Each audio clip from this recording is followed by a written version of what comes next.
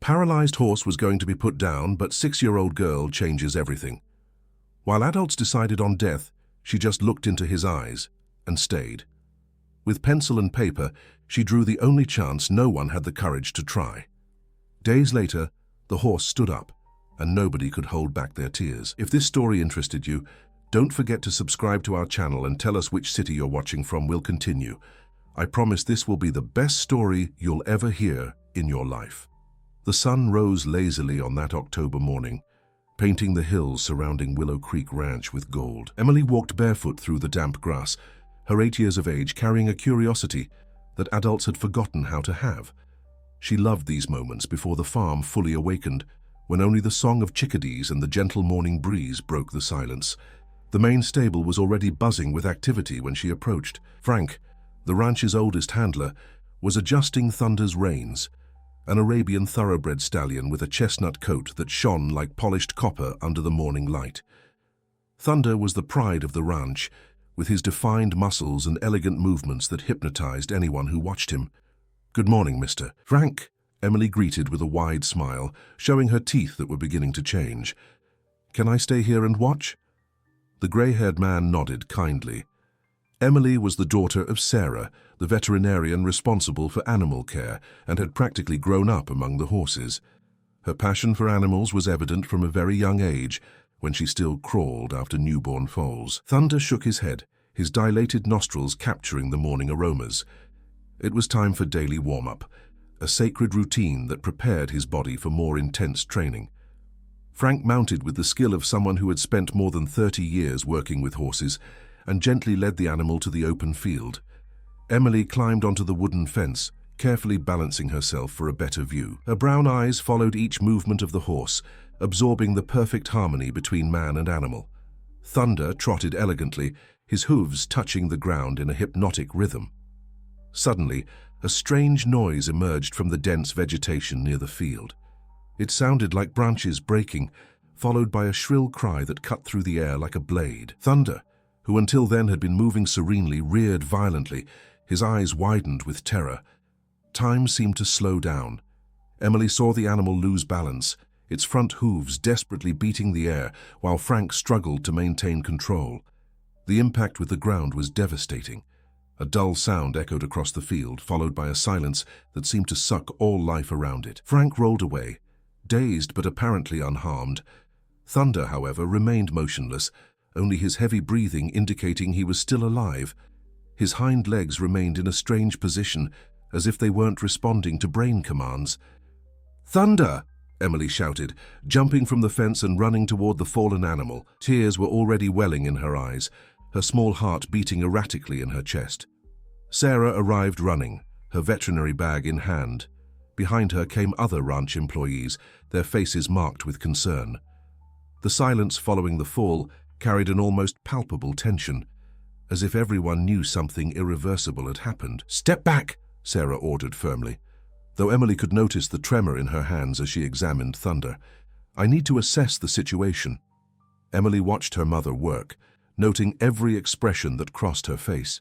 Sarah tested the reflexes of the horse's hind legs, her expression growing darker with each unresponsive attempt. Thunder tried to get up, but only his front legs responded to commands, creating a painful image of helplessness. The minutes dragged on like hours. Sarah made several calls, her voice low and urgent on the phone. Emily caught fragments of the conversation. Possible spinal cord injury, paralysis of the hind legs, need a second opinion. Dr. Richard Miller, a veterinarian specializing in equine traumatology, arrived late in the afternoon. His reputation preceded him, but his grave expression didn't bring the relief everyone hoped for. After a thorough examination and some improvised x-rays on site, the diagnosis came as a direct blow. The injury affected the spinal cord in the lumbar region, he explained to Sarah and the ranch owner, Mr. Thompson, while Emily listened hidden behind a pile of hay. "The paralysis of the hind legs is extensive. The chances of recovery are—" He paused in what seemed like an eternity, practically non-existent. Emily felt as if the ground had disappeared beneath her feet. Thunder, who a few hours ago had been majestically trotting across the field, now lay motionless on an improvised straw bed. his brown eyes gradually losing the sparkle that had always characterized them. "There are treatments we can try," Dr. Richard continued, "but I must be honest. In cases like this, especially with large animals, the prognosis is guarded, very guarded." The unspoken words hung in the air like storm clouds. Emily knew, even at her young age, that the adults were discussing something terrible. She had grown up on the ranch and understood that not all injured animals could fully recover. That night, Emily couldn't sleep. She snuck out of the house and walked to the stable, where Thunder remained lying down. The full moon partially illuminated the space, creating dancing shadows on the wooden walls. She approached slowly, extending her small hand toward the horse's muzzle. Thunder recognized her immediately, a fleeting spark returning to his eyes.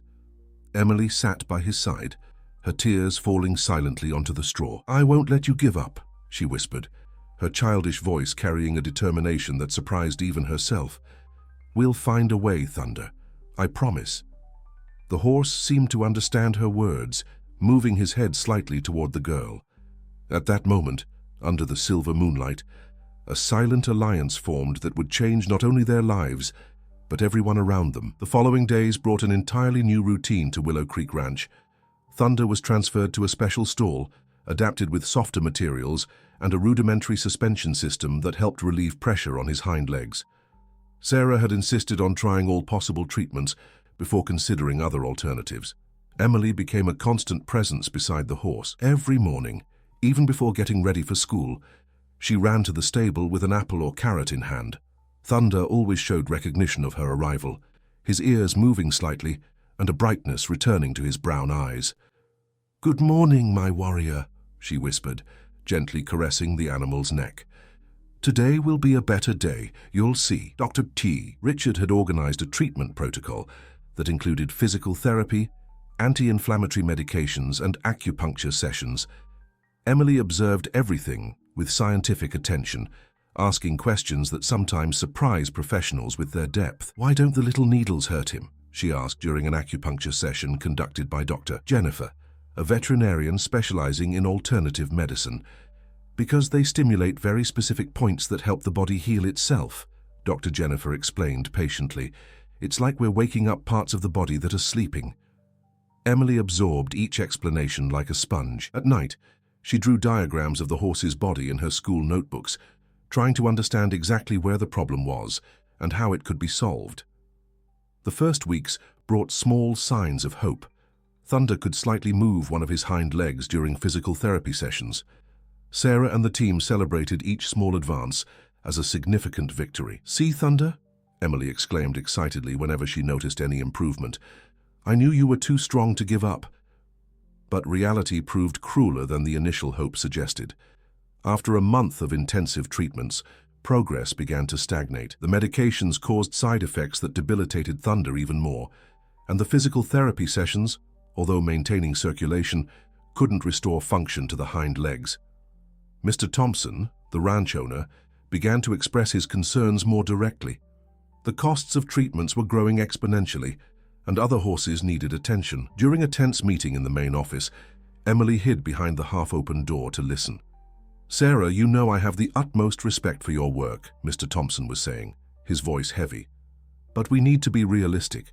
Thunder isn't going to get better. The costs have already exceeded any value he could generate, and frankly, keeping an animal in these conditions might be considered cruel."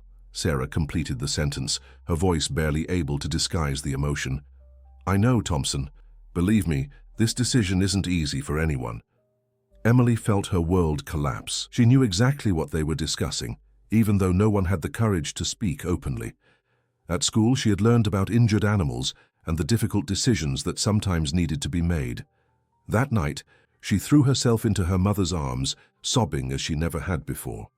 "Mom, are they going to hurt Thunder?" she asked between tears. "Please don't let that happen."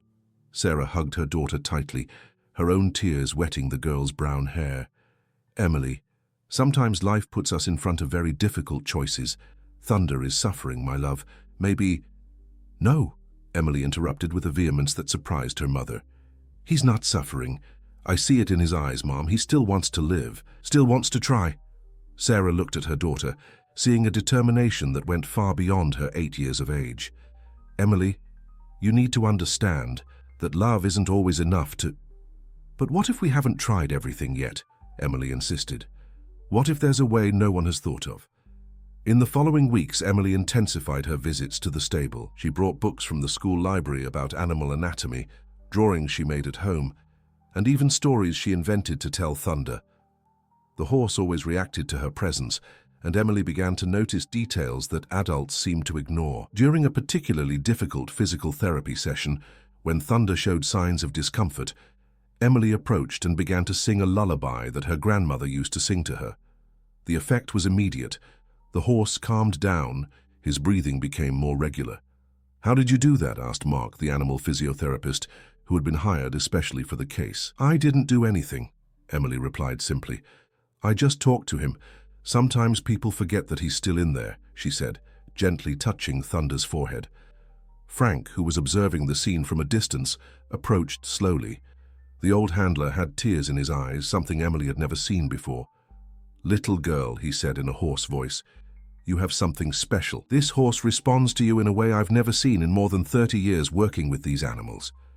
It was at this moment that Emily had an idea that would change everything. She had watched a documentary at school about people who used special equipment to walk after accidents. If it worked for people, why couldn't it work for horses? That night, she bent over sheets of paper spread across her bedroom floor, sketching something that looked like a mixture between a jacket and a mechanical structure.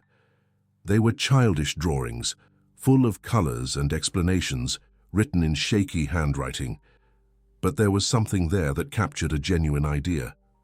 The next morning, Emily ran to the stable with her drawings folded in her pocket. Thunder greeted her with a slight movement of his head, and she felt renewed within herself a hope that everyone around had already lost. Emily unfolded her drawings with the care of someone handling a treasure. Her small hands trembled slightly as she showed the sketches to Sarah, who had just finished Thunder's morning examination. "Mom, look what I thought of," Emily said, her eyes shining with an excitement she hadn't shown for weeks. "If people can use these things to walk when their legs don't work, why can't Thunder too?" Sarah examined the drawings carefully. Although they were clearly the work of a child, there was impressive logic behind the colorful lines. Emily had drawn a kind of vest that extended along the horse's body, with lateral supports that connected to a structure that would support the hind legs. "Emily, my love, it's a very creative idea, but..."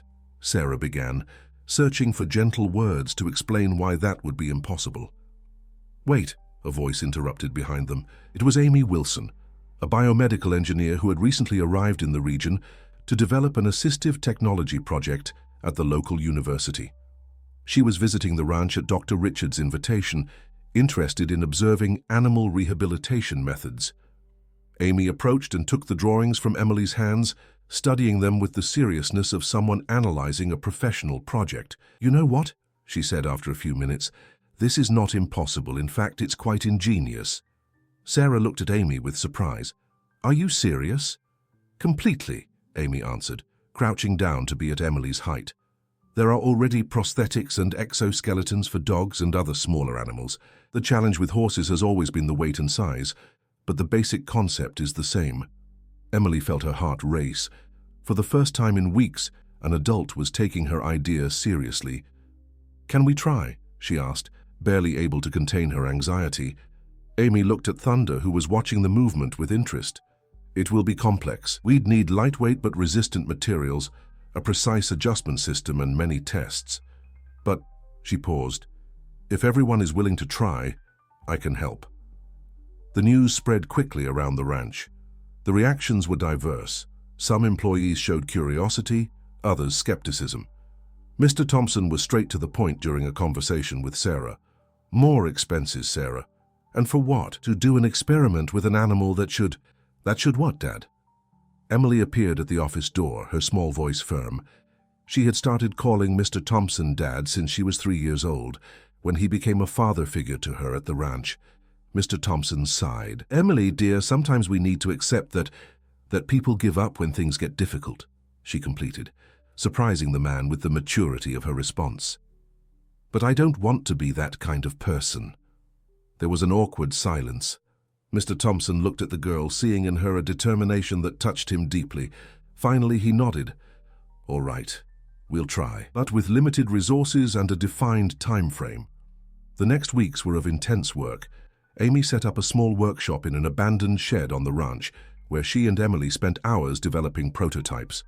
The girl revealed herself to be a surprisingly useful assistant, suggesting modifications and pointing out problems Amy hadn't considered. Thunder doesn't like when things tighten too much here, Emily explained, touching a specific area of the horse's neck.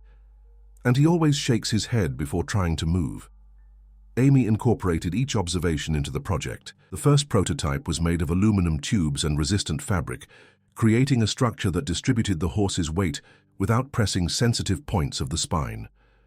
The day of the first test arrived surrounded by expectation and nervousness. Thunder was carefully prepared, and the equipment was adjusted in stages. Emily remained beside the horse's head throughout the process, whispering words of encouragement. "Everything will be all right, Thunder. I'm here with you." When the equipment was finally activated, everyone held their breath. Thunder tried to get up, his front hooves pushing the ground with force. For a moment it seemed like it would work. He managed to raise the front part of his body, his hind legs supported by the mechanical structure. But then the weight of his own body began to overload the system. The equipment yielded slightly, and Thunder fell heavily back to the ground. The noise of the fall generated murmurs of disappointment among the observers. Emily ran to the side of the horse, who was breathing heavily, clearly shaken by the experience. "It didn't work," murmured Dr. Richard, shaking his head. "Not yet," Amy firmly corrected, "but we'll make it work." Emily looked at Thunder, seeing in his eyes the same determination she felt inside herself. "We won't give up," she said, more to herself than to others. That night, while Emily was drawing modifications for the project, she heard a conversation between her mother and Mr. Thompson downstairs. "The experiment failed, Sarah. Maybe it's time to..." "To what?"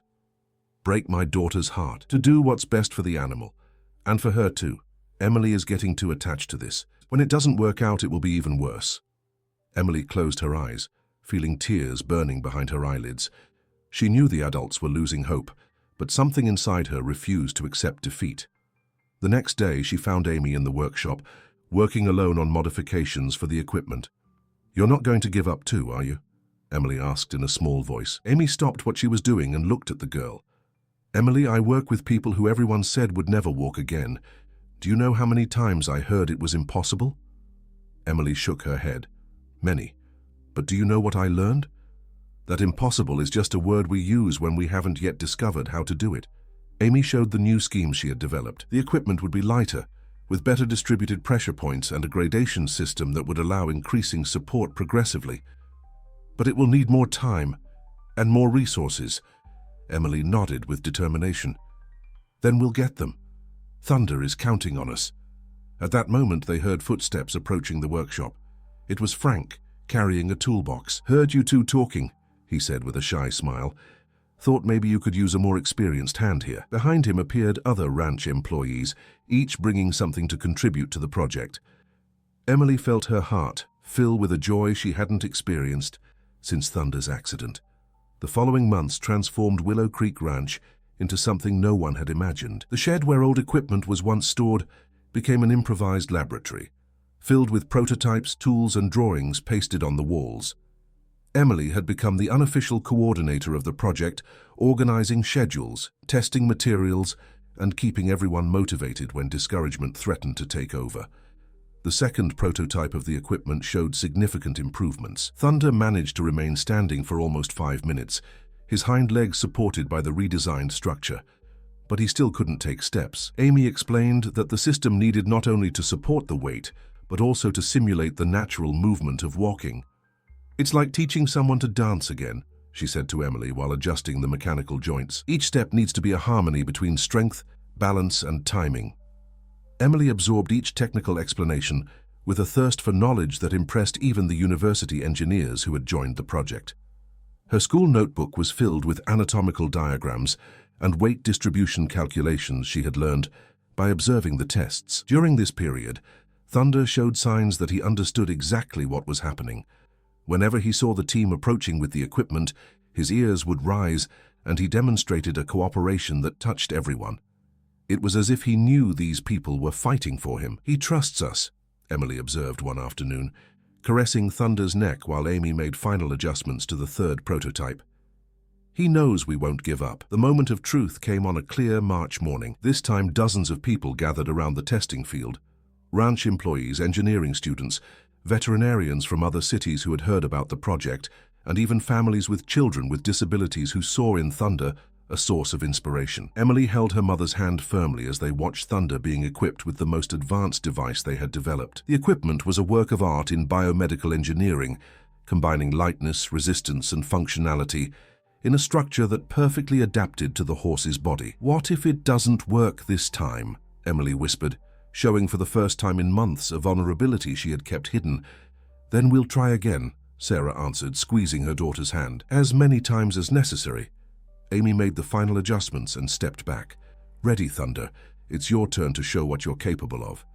The horse rose slowly, his front legs firm on the ground, the hind ones supported by the exoskeleton. This time he didn't fall. He remained standing, swaying slightly as he found his center of balance. A murmur of approval ran through the crowd, but everyone knew the real test was yet to come. "Come on, Thunder," Emily called softly, walking a few meters in front of him. "Come here, my warrior." Thunder looked at her, his brown eyes shining with a determination that seemed to mirror the girl's.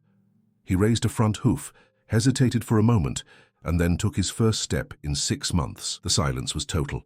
Even the birds seemed to stop singing. Thunder took another step, and another. The equipment worked in perfect sync with his movements, the mechanical hind legs responding to the natural impulses of his body. Tears sprouted from Emily's eyes, but this time they were tears of pure joy. Thunder was walking, not just standing, but actually walking. "I knew it," she shouted, running toward the horse. "I always knew you could do it." The crowd exploded in applause and shouts of joy. Grown men openly cried, children jumped with excitement, and even Mr. Thompson, who had been skeptical for so long, was discreetly wiping his eyes with the back of his hand. But the real surprise was yet to come. In the following weeks, Thunder not only learned to walk with the equipment, but began to show that he wanted to do more. During a physical therapy session, he tried to trot. Amy initially opposed, fearing that the impact could damage both the animal and the equipment. "It's too risky," she explained to Emily. "If he falls while running, he could seriously hurt himself." But Emily had learned to read Thunder better than anyone. "He wants to try," she insisted. "Look in his eyes. He needs to feel that he's really free again." The day they decided to allow Thunder to trot freely was declared a holiday at the ranch. Hundreds of people came from neighboring towns to witness the moment. Children in wheelchairs were brought by their parents. People who had suffered accidents came seeking inspiration, and medical professionals wanted to document that scientific milestone. Thunder was positioned in the center of the field, the equipment calibrated to allow more dynamic movements. Emily remained close, her presence being the safety factor that reassured the animal. "Go, Thunder," she whispered. "Show everyone who you really are." Thunder started slowly, testing each step. Gradually, his confidence grew. He accelerated to a smooth trot, then faster. The equipment responded perfectly, the mechanical legs finding the natural rhythm of his stride. And then something happened that no one expected. Thunder began to run. It wasn't just a mechanical gallop, but a run full of joy and freedom. His mane flew in the wind, his muscles contracting in harmony with the technology that had restored his mobility. It was impossible to distinguish where the horse ended and the machine began. Emily ran after him, laughing and crying at the same time. "Thunder, you're flying!" The image was forever etched in the memory of everyone present. A 9-year-old girl running after a horse that had defied all odds, both celebrating a victory that transcended medicine, engineering, and even hope. When Thunder finally stopped, panting but visibly happy, Emily threw herself into his embrace, hugging his neck with all the strength her small arms allowed. "You did it," she whispered in his ear. "We did it." The impact of that achievement spread far beyond Willow Creek Ranch. The equipment developed for Thunder became a prototype for similar devices intended for other animals. Universities worldwide requested Amy's projects, and the ranch was transformed into a reference center in animal rehabilitation. More importantly, Thunder had become a symbol. Children with disabilities came to visit him regularly, finding in him living proof that limitations can be overcome. Their parents left the visits with renewed hope in their children's treatments. Emily, now 10 years old, had decided she wanted to study veterinary medicine and biomedical engineering. "I want to help other animals like we helped Thunder," she always said when someone asked about her future plans. Mr. Thompson, who had been the biggest skeptic of the project, became its greatest advocate. He created a foundation that funded research in assistive technology for animals, ensuring that Thunder's story could be repeated elsewhere. On a sunny December morning, exactly 2 years after the accident, Emily was sitting on the fence watching Thunder freely grazing in the field. The equipment had been perfected to the point of seeming a natural extension of his body. Sarah approached and sat beside her daughter. "What are you thinking about?" she asked. Emily smiled, her eyes fixed on the horse that trotted happily across the pasture. "I'm thinking that sometimes adults forget to dream," she said with the wisdom of someone who had learned early that persistence can move mountains. "They get so worried about what's impossible that they forget to try to make it happen." Thunder approached the fence, as if he knew they were talking about him. Emily extended her hand, and he touched his muzzle to her small palm, a gesture that had become a ritual between them. "Thank you for not giving up on me," Thunder seemed to say through his gaze. "Thank you for teaching me that miracles happen when we don't stop believing," Emily silently replied. The sun was setting on the horizon, painting the sky in golden hues that reflected in Thunder's bright eyes. There, in that field where everything had begun with a terrible fall, life had found its way back. Emily climbed down from the fence and walked toward the house, knowing that the next day she would return for another adventure alongside her four-legged friend. Behind her, Thunder continued grazing peacefully, his mechanical legs leaving footprints in the earth that told a story of overcoming, friendship, and the transformative power of never, ever giving up on those we love. The end of the story. Dear listeners, we hope the story of Emily and Thunder has deeply touched your hearts. This journey of overcoming unconditional love and determination reminds us that the greatest miracles happen when we refuse to accept that something is impossible. If this story awakened emotions in you, don't forget to subscribe to our channel and activate the notification bell so you don't miss any of the touching stories we've prepared, especially for you. Leave a like if Thunder and Emily managed to bring tears to your eyes, and tell us in the comments which moment moved you the most. To continue this journey of heartwarming stories, you'll find a special playlist with equally inspiring narratives right here. Every day we bring unique stories that celebrate the power of love, friendship, and perseverance. Don't miss our upcoming content, as each story is a life lesson that can transform your day. We'll be waiting for you here in the comments to share more special moments together.